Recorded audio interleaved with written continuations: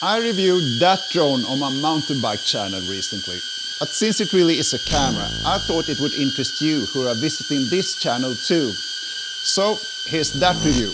Enjoy! This review is about finding the limits of this autonomous drone from a mountain biker's perspective.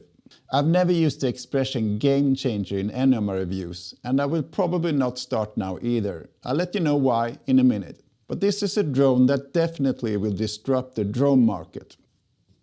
Is that a red pill? What the...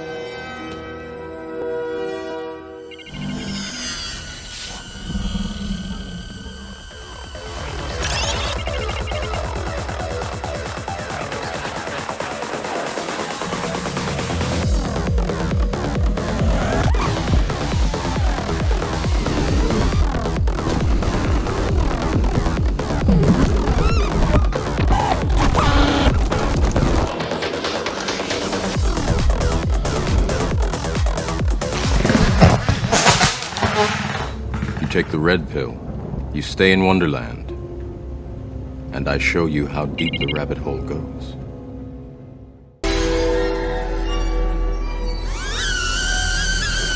I own the original DJI Mavic Mini, which kind of was a game changer when it was first released about 5 years ago. But time moved fast and I struggled with a few things.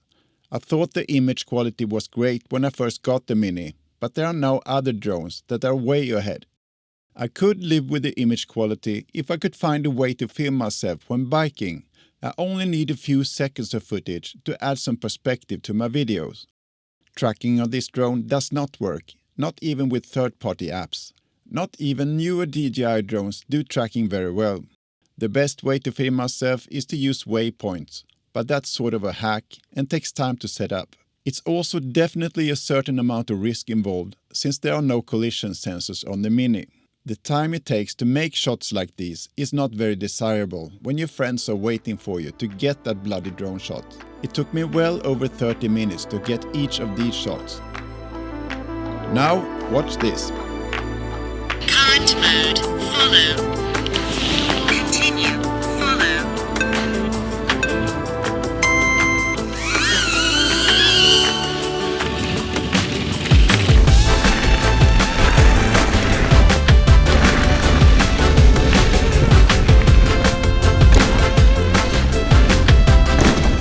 Isn't that a game changer? It could have been, or could be in the future.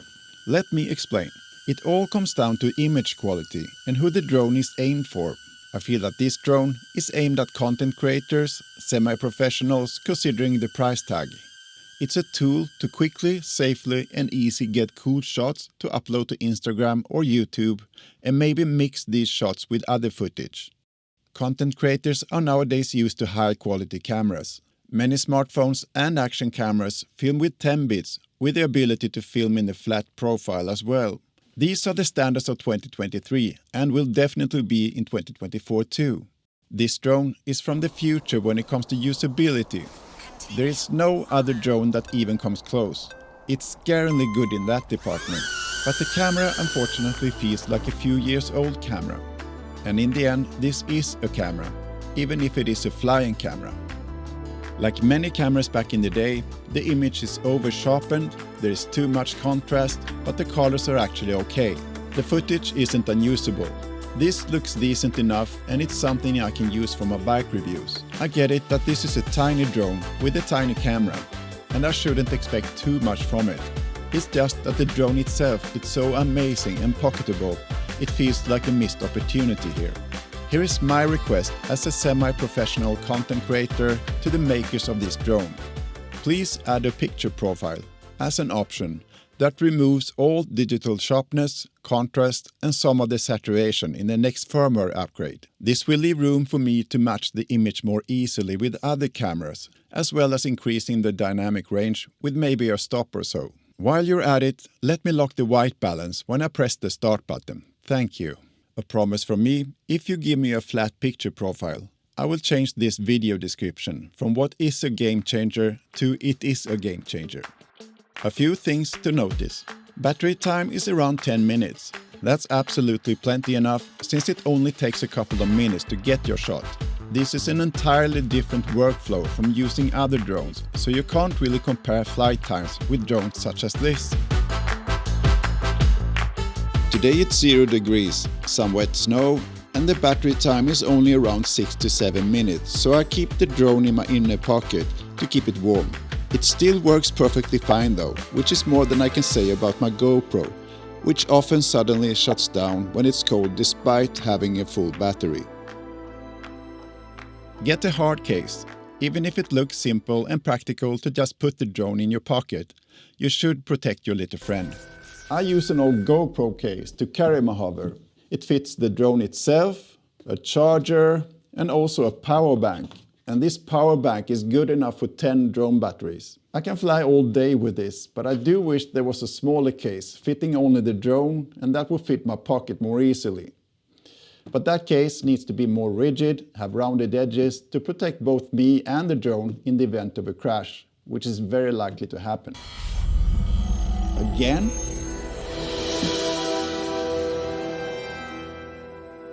What are you trying to tell me?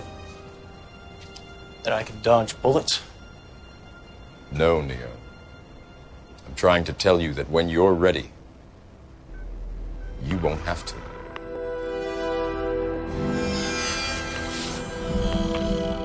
This brings me to the crash test part of this review.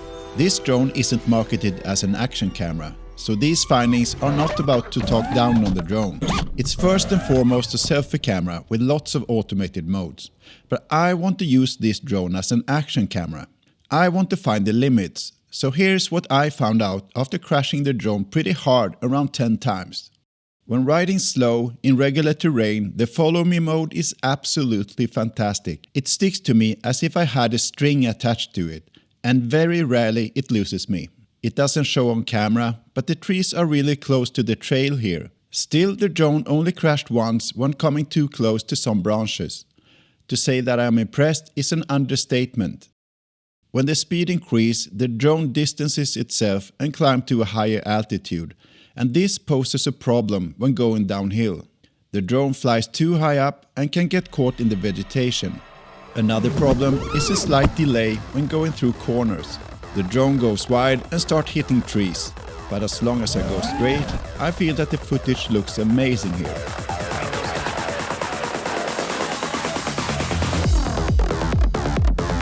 Flying in open terrain is a much better option, and the drone only lost me one time in a tight switchback. The hover is very durable, thanks to its low weight and to the elastic cage, propellers and motor mounts. Here I hit one tree very hard and one of the propeller blades was bent through the cage. Shit. And the motor was also twisted. I thought this was the end of this drone, but to my surprise I only had to bend back the propeller blade and then it flew again as if nothing happened. This nerve-wracking experience, however, brings up the question around spare parts. From my speed test, I found that the top speed is at around the stated 24 km per hour. You could temporarily go faster and the drone will continue to follow and finally catch up once you slow down a bit. Would I want the drone to go faster? Yes, sure. Riding downhill MTB is usually a lot faster than that, but I'm okay with it considering how tiny and convenient the drone is to use. You can't have it all. I did a quick test in this jump line, and to clear the jumps here I would like to go a bit faster, just a tiny bit, and I have my hopes up for the next iteration of the hover. There is a Dolly track mode as well, which is really cool. It works best in open areas when climbing, for instance. With some speed, the drone can't keep up and ends up going sideways for a bit, which of course could look rather cool too. As you can see here, I usually ride my bike with a 6 kilo backpack, a camera backpack. And that camera backpack contains cameras, lenses, tripods, drone and whatnot. And my hope is that I could get rid of that backpack. Just to have this GoPro that I'm filming on my chest mount, do some B-roll with my iPhone, and if I can keep a drone in my pocket, that means that I can get rid of that lousy backpack. And that would be a relief to say the least. I do see this drone very useful, but I also have a wish list for possible firmware upgrades and for the next iteration of the hover. 200 Robotics, don't take this the wrong way. I see a long-term relationship here, and I see possibilities that could make this drone even more awesome. I understand the easy-to-use concept, but if I could have a flat picture profile option hidden away somewhere deep down in the menu, you would make me very happy. Add lock white balance on record and the footage would look even more professional. A bit higher top speed of the future Hover Air X2 would be desirable. I look a bit slow in the downhill sections. Can you get me a sports mode in the follow me function? I need the drone much closer to me when I ride fast between trees, and it needs to do tighter turns too. I wouldn't mind a nice FPV look here either. The image doesn't need to have a horizontal lock. Can you see the potential? I need spare parts because I'm reckless, and unconfirmed rumors say that something is on the way there. I know there's already a case available, but I need something stronger that can take a crash. The Hover is a polished drone. You don't need to fiddle with the app if you don't want to, and that is a big plus for me. There is no controller to use either, which makes this a perfect action drone when you need both hands for something else. Back to the app, changing settings or downloading the footage works flawlessly.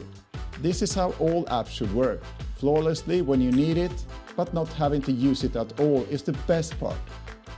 There's no GPS on the Hover, so I don't have to do any little rain dances to calibrate it every time I start it. The gimbal is only there for changing the camera angle. Stabilization works like with the GoPro, and it's really good. There are no vibrations or jelly effects introduced to the image. Top marks. So to summarize, this is an exceptional little drone that stands out from the competition in so many ways. It's small, it's super easy to use, and all functions work perfectly, every time. There's no other drone on the market that does what this drone does. If you want to film yourself biking, this is your only realistic option in my opinion.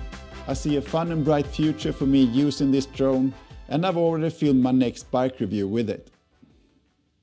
Are you sure this line is clean? Yeah, of course I'm sure. I better go.